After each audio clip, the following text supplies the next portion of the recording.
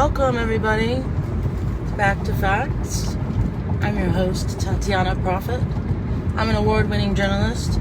I won my awards when I worked at a daily newspaper in Victorville, California, in the Victor Valley. It's a fascinating place with a lot of rich culture and things to cover. Local culture, and I thought the newspaper up there was better than any of the smaller local ones down here in LA County. So I got some excellent experience, and I was also covering the city. I was the only reporter assigned to the city, so I was very busy, and I won these awards for emergency coverage. There was a fire at City Hall. And then another one was they have a lot of cement plants up there, several, like 3 or 4. And I did a feature on one of the cement plants and how they actually capture carbon through the process of using it's been a while now, but they capture carbon by making the concrete. It's actually concrete plants. So what they said about that feature, which was like a Sunday feature, is that I had a unique ability to explain complicated things in a way that is engaging. Now, some of my friends are always telling me that I'm too lofty and too complicated, so sorry about that. I don't know. I guess I gotta get back to my roots, right? Obviously, the biggest news of the week is that the billionaire / oligarch Elon Musk has effectively bought the public company social media network Twitter. Although if you read their press release, they still have to have a vote of all the shareholders. So even though everyone is acting as though he owns it already, I would like to point out that he's not in control yet, as far as I know. Now, you say, why are certain banned accounts coming back? Why are conservative politicians getting a net gain of thousands of followers, some of them? And why are some on the left politicians getting a net loss? So, including Nancy Pelosi, Ilhan Omar, and Bernard Sanders. I thought it was funny. That's what they had in the USA Today graphic. Bernard Sanders. And which is unusual because, this was just for the period from Monday to Tuesday. So a lot of people assume that Musk just walked in there and just started reinstating everyone. I really don't think that's the case. So does it really matter? No, but I always like to find out. As Elon Musk says, truth matters to me. It pathologically matters to me, the truth. Me too. And so what else? Oh yeah, all right. So I was on Twitter today, and I go on a little bit every day. I have had to force myself because it's very unpleasant and lonely. But I went on, and usually I'm just replying to people. People rarely like my stuff or reply to me. But I 230 followers or so. And I went on, and there was somebody whining, I don't know who it was, but they were whining about how we were going to have, we wouldn't have anybody to rid the platform of racism and to remove racism and hate. It was just going to become a platform of hate. And I thought to myself, what would be the best response to that? How do we deal with hate? How do we deal with hate crimes? Hate crimes, there's a legal definition of hate crimes. Okay, there's all kinds of them. There's defacement of property, vandalism, which is intimidation crimes.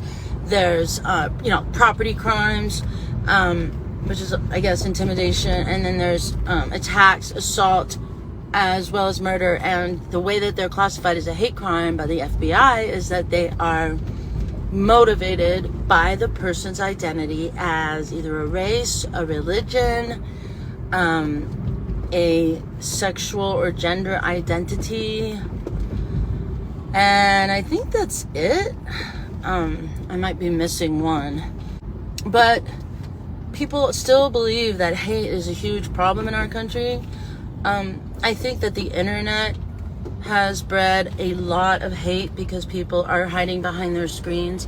I've mentioned this before, but when I was a journalist, at the daily paper especially, this was 2006, 2007, I got a lot of nasty comments.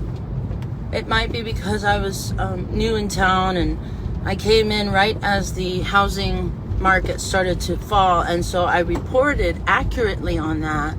And a lot of the people who made their living on the real estate market, specifically housing, were not happy with me at all.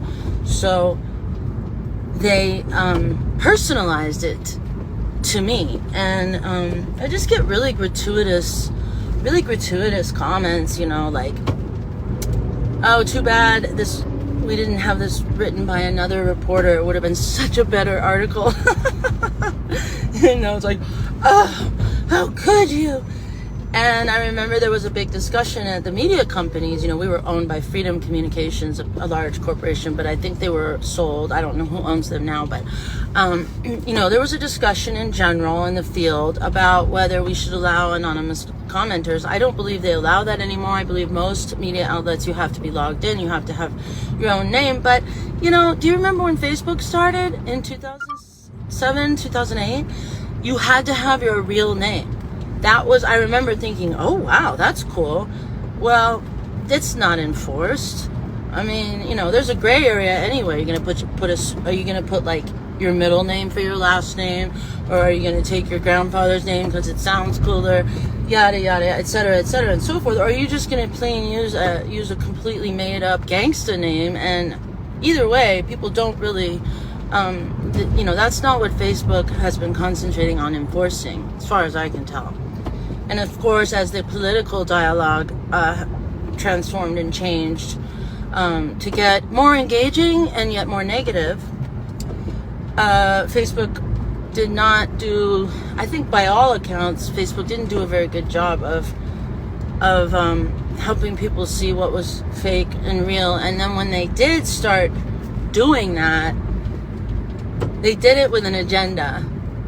And they did it with the goal of suppressing all negative news about certain candidates and promoting negative news about other candidates / leaders. Therefore, their trust is greatly undermined, and we know Twitter did the same thing. So, back to the person who said that Twitter was going to become a platform of hate.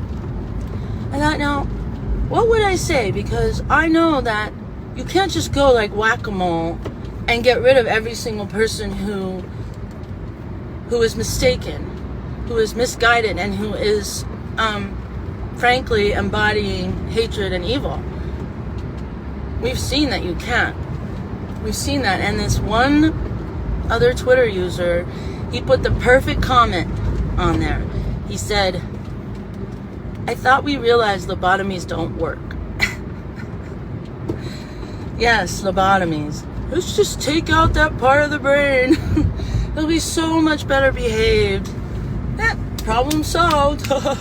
So we can see just by the whole mess that has been created on the major social networks due to their being beholden to the entrenched powers in our country and the world, both business and political. They made a mess of it. They made an absolute mess of it. And people on the left are still convinced that everything anyone says who's got an American flag in their, their profile picture, or American flag emoji in their profile name, is going to be like hating trans people and,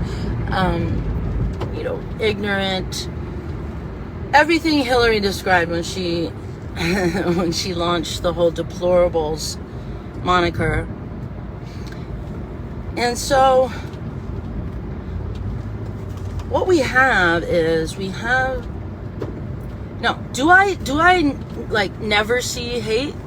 No, I see hate. I think that there are some nasty, ignorant comments, especially on Facebook. I've seen more ignorant and nasty comments on Facebook, actually, especially when like a trans female or a trans male is given a designation or an honor, is honored, and then people will get on there because the news outlet does not say they're a trans woman. They say they're a woman, and it's like the first woman to break this certain barrier. And I'm sorry, I missed the part where AP Styles said, if you are dealing with someone who obviously transitioned to being a woman, that you had to say that they were a woman. Because what that does is, if you're dealing with contests and honors, then being a woman is meaningless, absolutely meaningless. If you're saying the first woman to be, if you say that she's the first woman to, to have a military designation, and that this is an amazing day for women, I can kind of see the argument by some people saying, well, she's decided to become a woman, so she's going to get the same prejudices as would be given a woman. Well, that's very subjective. It depends on the field. In athletics, that's just not valid. And I know they say that, hormone replacement therapy weakens a trans woman athlete. But there's no litmus test. As far as I know, there's no cutoff point, like after a hormone replacement therapy for a certain amount of time, even if that is the way to go. And so we're all still grappling with this extremely new situation, I might add. And yet, the goalposts have moved. And so people will get on Facebook and they'll say, that's a man, that's not a woman. And just saying that's a man is considered hateful.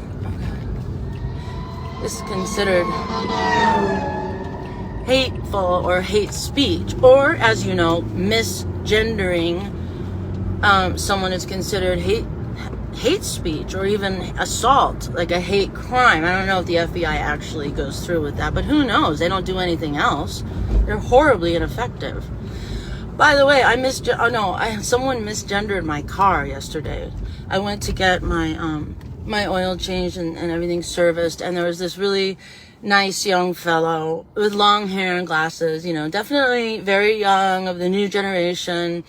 And we were talking about the service we were going to do, and he's got this clipboard, and he's like, yeah, she's probably going to be very happy after this. And I'm like, that's weird. Who's he talking about, And I was like, did you just call my car a she? He's like, oh yeah, I did. I go, oh, well, I named him Luke after Luke Skywalker, because the car is white and has black accents. And so, Luke was in the stormtrooper outfit, when he first met Leia. So, anyway, he laughed, and I was like, and he goes, I guess I should have asked. And I was like, I know, how dare you misgender my car? So that's just a little aside there, but anyway, I've been wanting to talk about the transgender thing for a while, because I think it's absolutely, well, it's not just ridiculous, it's a concerted and purposeful operation to try and divide us even further, to basically fall in line, if you're a journalist, and refer to someone who is a trans person as the gender that they view themselves as. That is the de facto style book now. And it's done in a way that is really insulting to our intelligence. So there's that. Does that mean that these people would beat up a trans person, or they don't want them to exist, or they don't want them to be free to get a job, or, live their lives. My general experience from all of the people I know and have talked to and have seen on social media, I say no. That is not, most people on the right, most people who don't like Joe Biden and feel like our country has gone horribly wrong, most of those people believe that everyone should be free to do whatever they please. And where the opposition comes in is when there's something that affects other people, like a trans woman being an athlete and beating all the cis or biological women in the sporting event. So that's for real, that's for keeps. That will affect their careers. And so of course, like, I remember after President Trump left the White House, he gave his first speech, I think it was at CPAC 2021, and I can remember, he brought it up. He's like, can you believe it? They're now taking over women's sports. Can you believe it? And he clearly focused on the idea that this whole new experimental, frankly, it's my word, this whole new vista of our cultural mores was being shoved down everyone's throat, including things that affect other people. And also, it wasn't something that a trans person just happened, like, that they had to do. It was something they wanted to do. So how does that affect our country when we see people bending over backwards to overcompensate, to stay current with the popular conventional wisdom? That just, what it does is it creates more opposition to the general, quote, consensus. And so I don't know what happened to people on the left. I have not, people call me that I'm on the right, but I'm more like Russell Brand or Matt Taibbi, as far as, or Tulsi, really, as far as seeing the hypocrisy of the people in charge, the entrenched powers that try to use identity politics as a tool to get what they want. And it's the same thing I feel about Islamic jihadists. I think the people at the very top, I don't think they even believe in Islam. I think they are straight up using religion as a way to convince true believers to do what they want. Plain and simple. But that's what's going on with the whole LGBTQ debate. And I'm sorry, I hate the word woke. I hate it. I will not use it. I refuse to use it. It's ridiculous. I don't know where it came from, but I don't think that it's even, it's basically only used by the right, and it just sounds silly to me. Like, I don't know what else to do. I guess it's very effective, kind of like how Truth Out is a magazine, an LGBTQ advocacy magazine, and Truth Out is the one that came up with Don't Say Gay bill. I decided to just look it up one day, yesterday happened to be the day, and apparently, I don't know when Truth Out and the community came up with Don't Say Gay, but I have a feeling they've actually been using it for a while. So get used to it, I guess, because they are now saying that there are like 20 Don't Say Gay bills in different states, and like they said Alabama has a Don't Say Gay bill that actually Governor Kay Ivey, and actually she signed a repeal of that recently. So that's a good thing, because it was something that was on the books, forever, and I don't know the details of it, but I think it was basically saying that you can't talk about being gay in any educational setting. So it's something like that. It was pretty extreme. But they said, they're repealing that, but then they're also putting in a similar law to Florida saying that you can't talk to kindergartners, preschoolers to third grade about gender identity issues, is what I would say. Now, let's just break this down. Obviously, some people have two moms. Obviously now, two moms and two dads. And we are seeing people in the culture now cross-dressing. And sometimes they're just cross-dressing, like they're just in drag and they like that, like old school. And then sometimes they really, really, really, really want to be known 100% of the time as, the opposite gender or non-binary. I only laugh because, what happened to just cross-dressing and, if I wanted to be I've thought about being androgynous before. Maybe I don't want people to focus on my femaleness for a while. Do we gotta announce it to everybody? I mean, I get that maybe people would say that's hate speech because, I don't get to tell anyone else what to do. No, that's true. I don't get to tell anyone else what to do. And neither do you.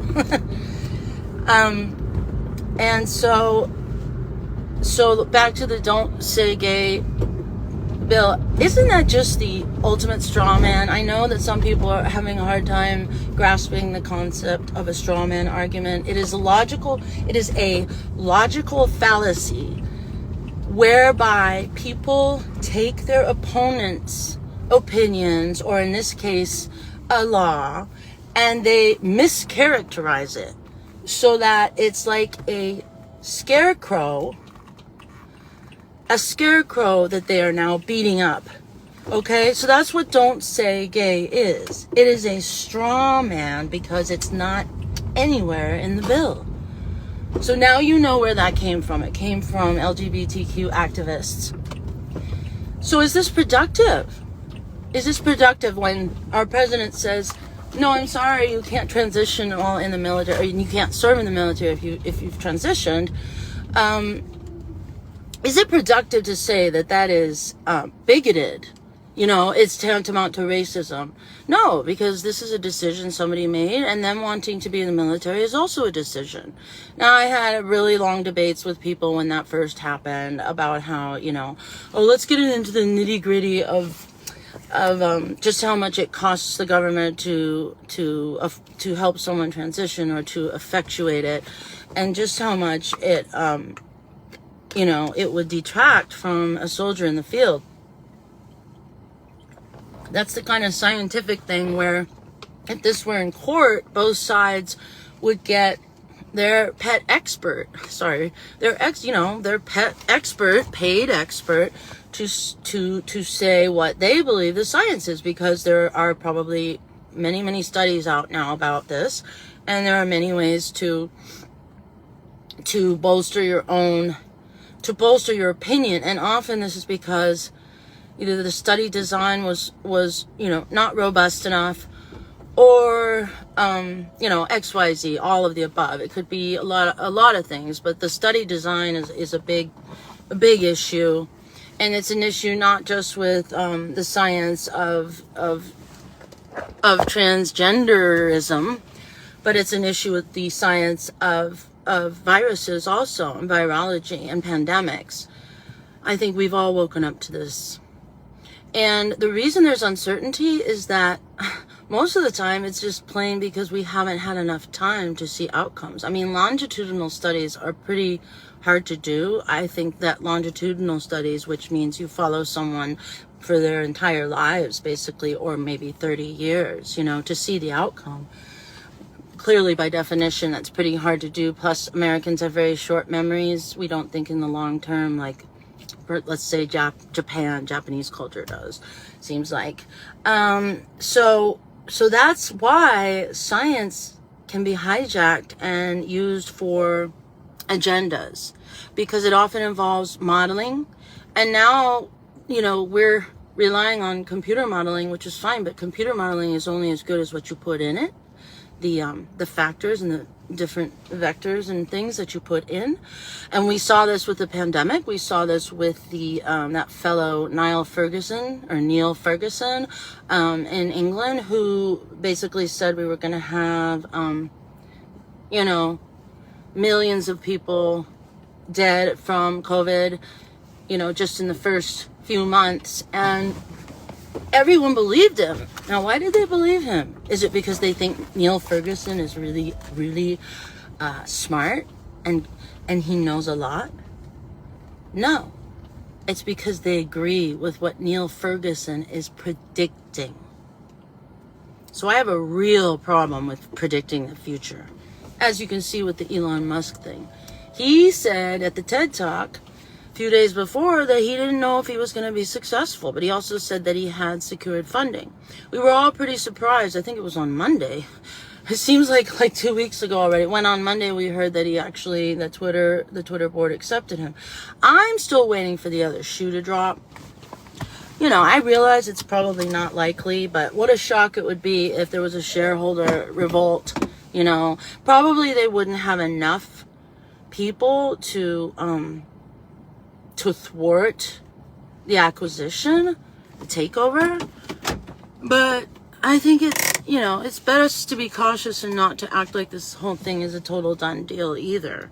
That's why, predicting the future, I do it extremely rarely, and I'm very cautious about any kind of predictions of the future. I would rather give, percentages, probabilities, and so that's because the future is fluid, and also because sometimes we have unknown components and inputs that are not in the computer modeling. And I think that the whole climate debate is also like this. But I'm not going to really get into that today. So anyway, can you cut out hate? Or can you do whack-a-mole? Hate, I don't know. In my experience, the way to eliminate hate is through kindness, respect, dialogue, validation of someone's view, even if it's not correct, even if you believe it's not correct, or it's not correct, or you think it's not correct. That's the way to eliminate hate. And for all of the ignorant people who have hate in their hearts, and they think that all the problems of the world will be solved if we could just get rid of those horrible Republicans, or if we could just get rid of these communists, or if we could just get rid of all the bigots who hate immigrants. That's what I used to think. But I'm going to take a little left turn here. I've said this before. I got my handed to me before the 2016 election when I tried to argue with some people who live down near the border in Texas and Arizona on Facebook, because I was trying to tell them, that's not true. The majority of all immigrants who cross illegally, they don't commit any more crimes than do American-born citizens. But then I started trying to bolster that view, and I couldn't really put my finger on it. All the only data we have is from the federal system. We could get the state data, but it's just difficult. It's not unified data. And so they started arguing with me and saying, well, we have crime, we've got shootouts outside our ranch, as a border, so, step off, you little twit, so, I really got schooled, and I realized that if a country does not enforce its border, then a country does not have the rule of law. And we're not just talking about immigrants who are doing things that nobody wants to do. That's also a very, very complex situation with different truths, different facts going on in different industries. And so all I can say is, try to prove your belief. And maybe if you can't find the data to prove your belief, you might want to start trying to flesh out the 360 degrees of the picture. So, again, how do we deal with hate? We educate, And we don't banish people because that just emboldens them. Sure, there are things that will get you kicked off any social media platform, such as, child sex trafficking. There was a case, Twitter refused to pull down a child porn video, when the boy's mother, I just looked this up yesterday, the boy's mother and he had been contacting Twitter for a year to take this thing off. And he was feeling depressed and suicidal because his classmates were bullying him. And it was something, I guess, I don't know how the video was made. It was made by his brother or something, but they had to be taken to court to pull it off. So, I don't think most of us realize how vast something like Twitter really is, how big, and Facebook, like, it's bigger than anything we've ever experienced pre-internet. What that does is, it means you have a finite staff, even though you might have 1 million staff members, okay? But your priorities are going to dictate who gets removed. And if it's people who you view with a straw man mentality as, toothless, gun nut, they say anything that seems threatening, and that's it, they're deplorable and they're bigoted, you're just going to lose credibility, as we see now with other platforms now becoming more popular than Twitter. I just posted a screenshot of Elon Musk tweeted out a picture of the Apple Store and the top apps right now. And the top app is Truth Social, and then Twitter is below it. Currently, of course. I don't know how long that's been going on, but so what I'm trying to say is that I just want to bring this around to the whole trans thing. The straw man technique by the LGBTQ advocacy groups, including most notably truthout.org, to label any bill that attempts to protect children before 3rd grade as, quote, a don't say gay bill. That is the ultimate straw man. And so you never figure out what the motives of the people are. You just think they're duped. When did we decide that half our population of Earth was so easily duped? It goes both ways. Sadly, I think the ones that are true believers, in line with the entrenched forces of our government, just, they fall into a couple categories. One, they just don't think that the government has the motive or is capable of really betraying our trust. Two, they are so balled up with, fear and or, just well-cherished beliefs that they've held for so long, that they can't really see through their ideology.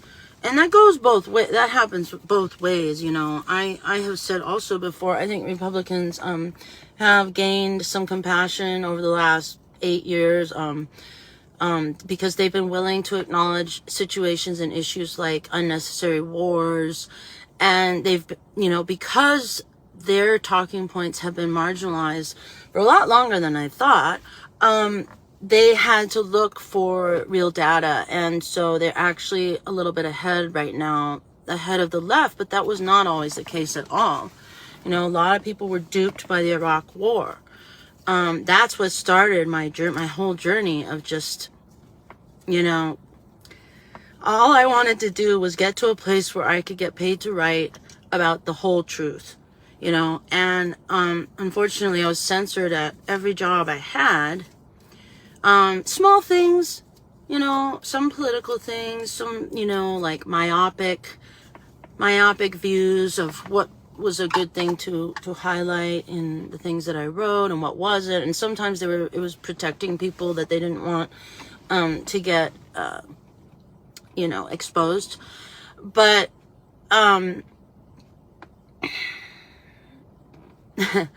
the thing about the whole transgender situation is that we absolutely must come to an understanding, everyone on every side of the political spectrum, of the difference between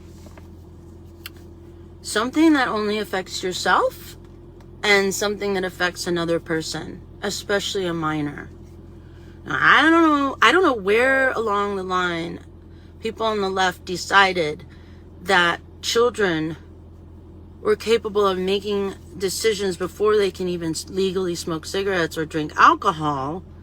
But the only way that Jen Psaki can say from the podium that the Florida bill is going to cause people to die is because she really believes in the paid expert that said that if you don't affirm ideology, those people are going to kill themselves. Those little children, those precious little children that are hopefully bonded to you as the parent and trust everything that you say, that you have to, at the first sign of, being maybe not the gender you were born with, start encouraging that. I mean, first of all, no longitudinal studies yet. Second of all, where are all the studies on the developmental psychology of children? And have we just lost our minds? Are we that spineless that we're so afraid of being seen as bigoted that we can't express the difference between transgender adults over 18 and transgender children? So I'm probably preaching to the choir, but it makes me sad. It makes me sad that people on the left can't tell the difference between concerned citizens who are trying to protect all constituents, including women, in sports, and people who just think it's an abomination. Now, some people may privately think that,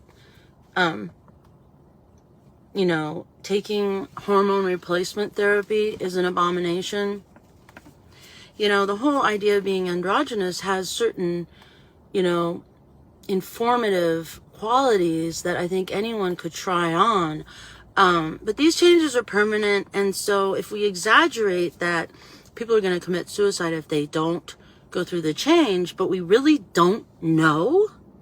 And then, of course, there have been a lot of suicides of people who have gone through the change as well. So you can smell political motivation in that way. If we're going to do that, then, and again, it's a situation of science being hijacked. And basically you get your paid expert, your pet expert.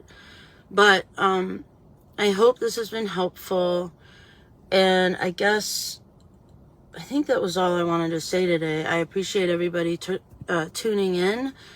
And let me know if you have any questions or if there's something that you'd like to see next time.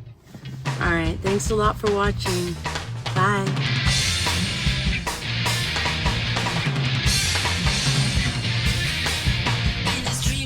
Swashbuckling